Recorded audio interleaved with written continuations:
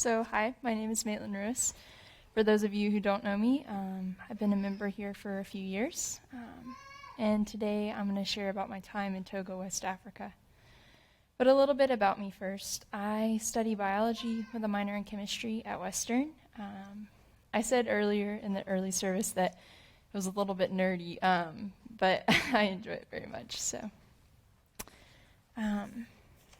I got to go to this wonderful place in West Africa called Togo, and it's this very tiny country.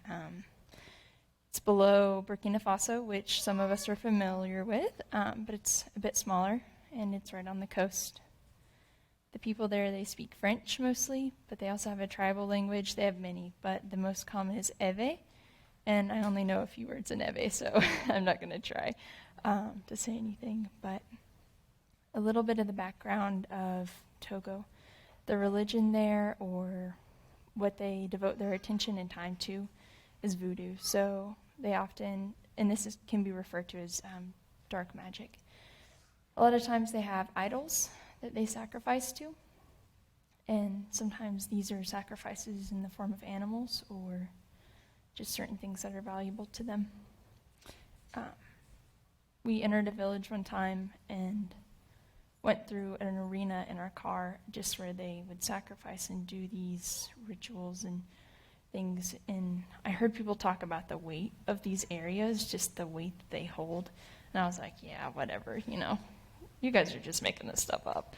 But I entered in, and it was like the weight on my shoulders was so heavy of just the darkness in the area of, there's light there, but it's very heavy in dark areas. So on this trip, I worked with the 6th Degree Initiative, which is just a team that has certain goals, and one of their goals is church planning. So I got to work in that section specifically with little kids through kids camps. As I said earlier, I was there for 8 weeks. So for the first 4 weeks, it was mainly work days. And Africa is hot, very hot, and we went in the cooler season. So lots of sweaty days, but for good things.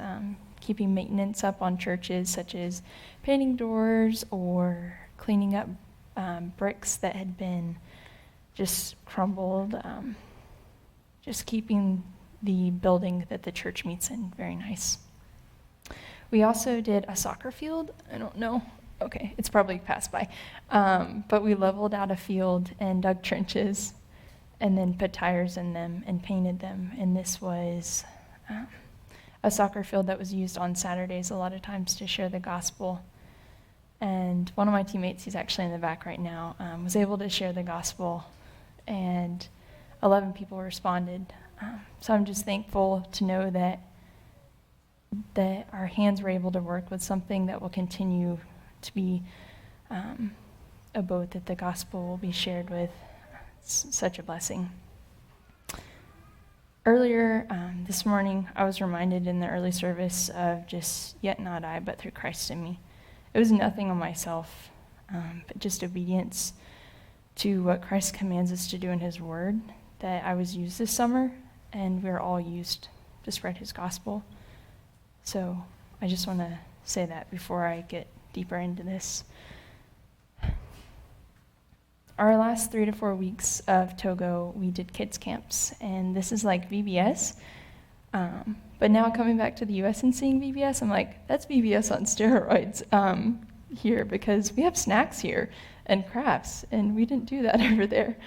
But it was just gospel presentations and amazing one-on-one time of just spending time with these kids and telling them the truth. They may have never heard the name Jesus, but after that week, they had heard it many times. So during the 8 weeks I was there, we saw over 200 people come to Christ. And yeah, it's amazing. So during these kids camps, we had 3 weeks of 9 to 15-year-olds.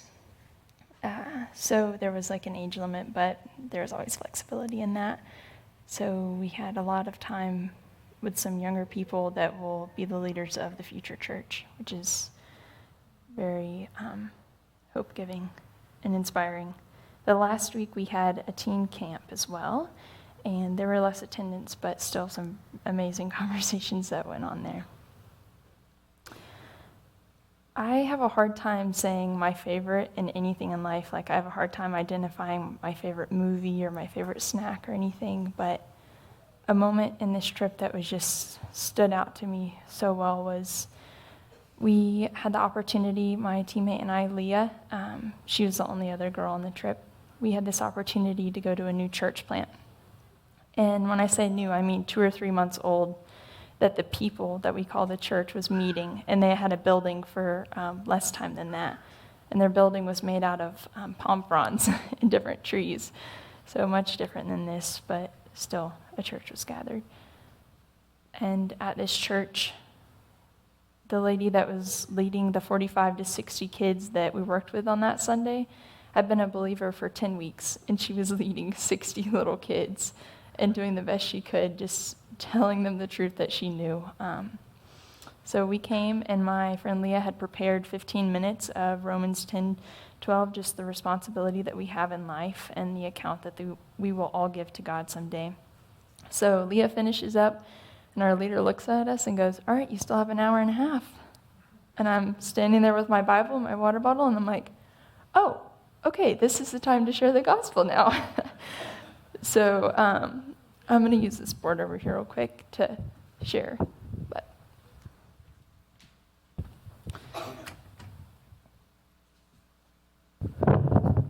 sorry. Okay.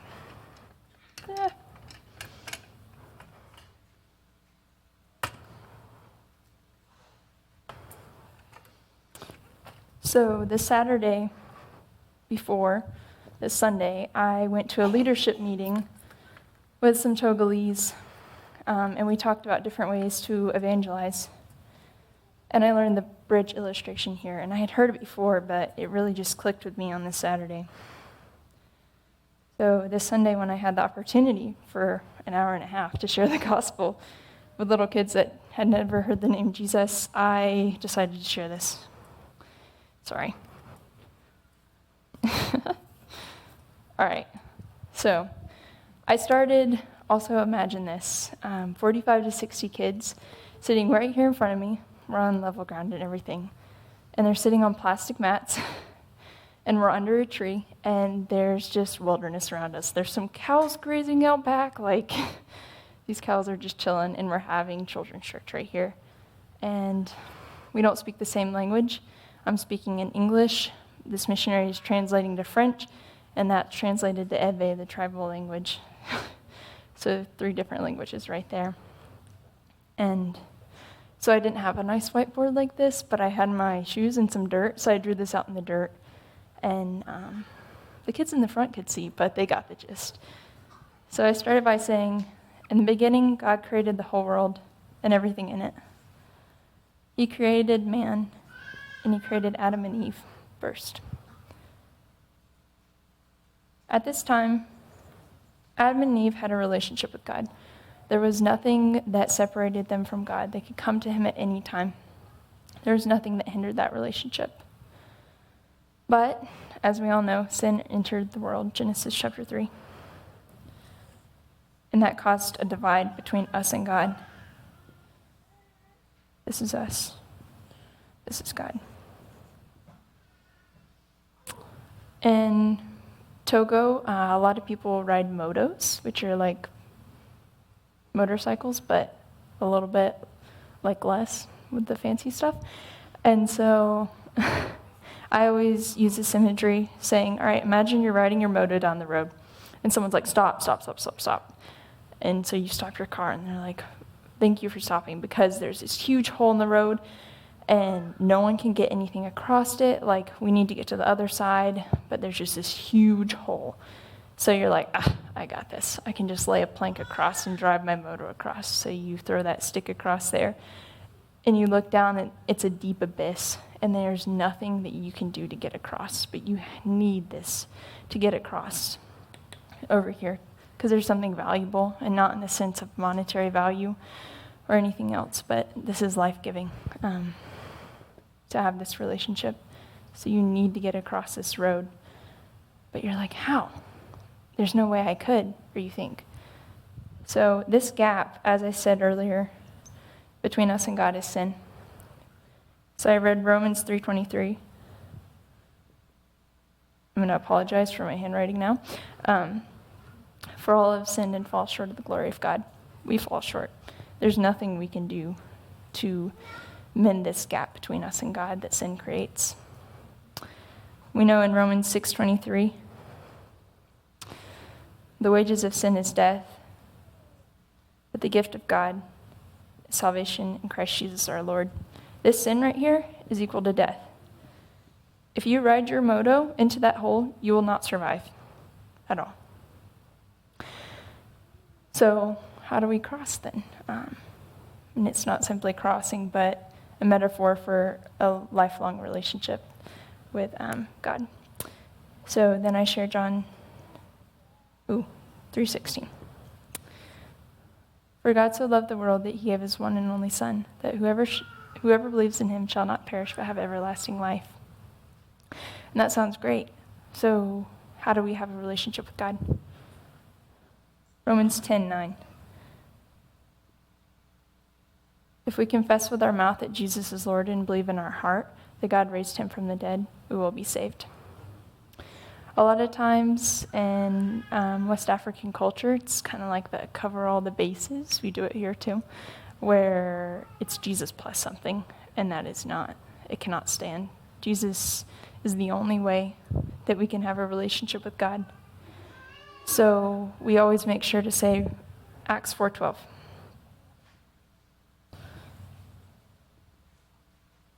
Salvation is found in no one else, for there is no other name given to mankind under heaven by which we must be saved. There is no way that we can add anything to Jesus that will allow us to have a relationship with with God through Jesus Christ's blood on the cross. Sorry. So after I shared this, 30 kids were really interested in hearing more about this, so they stayed afterwards. And my leader asked some deeper questions. Can there be more than one king in a village? They're like, no way, that would just be terrible. It's like, all right, there's only room for one God in your heart. Only room for one. Is Jesus the king of your life? And some were not okay to do that at that time, so they left. But there were about 11 who stayed and gave their life to Christ that day. So it's just a blessing to be able to be a part of that. And as Pastor Jason was referring to earlier, it's amazing that God uses us when he doesn't have to. He could do it all on his own. He doesn't need us, but he uses us, and it's a blessing that he does use us.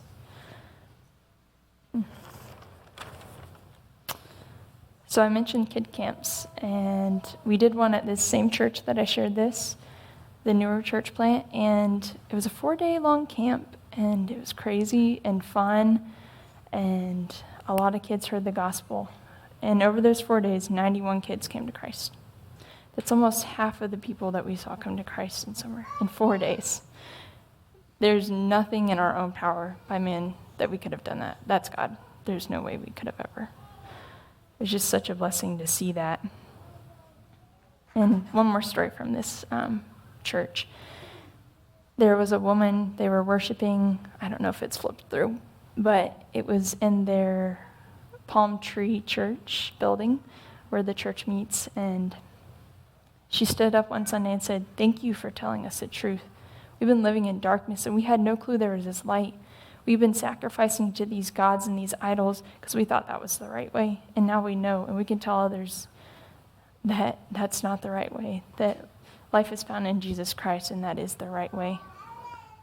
And in that moment, I just look back still, and I'm like, how can we not go and tell them? How can we not tell the lost who finds us? Like, how can we not tell them in the name of Jesus Christ?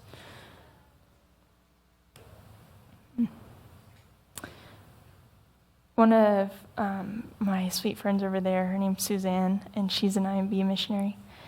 And she loves sharing the gospel. There's different ways to present the gospel. Last week, we saw the 3 circles. This week, bridge. But the way she shares the gospel is through the kingdom of light, the kingdom of darkness. And you can see people in the kingdom of darkness. It's here too. It is. But over there, it's so evident because their idols are sitting right there, where ours can be in our hands as our phones, or many different things. but it's seeing a life change through that only Jesus Christ can do. And this summer wasn't all about serving. It was about serving, but I also learned a lot. Thanks to the missionaries and just everyone over there that poured so many hours into me, mentoring me, and just pouring into me. And so one of the things I learned this summer that will impact me for the rest of my life was to live with my hands wide open. Before I came on this trip, I knew I had a heart for missions, and I still do. But I thought it would be so specific in where I was supposed to be, like this direct call. Like one day I'd wake up in the middle of the night and hear God's voice say, all right, Maitlyn, you're supposed to move to Togo, West Africa in 2 years and be a doctor there. But it's not that clear. And I don't know if it ever will be. It'd be great if it was, but it may not be. So I learned to live with my hands wide open, saying I'm not going to cling to any relationship, any idea of what I think my life should look like or anything, but just saying, God, wherever you want me to go, I will go in obedience, because your word commands me to. And I know the plans that you have for my life are so much better than the ones that I could possibly imagine for myself.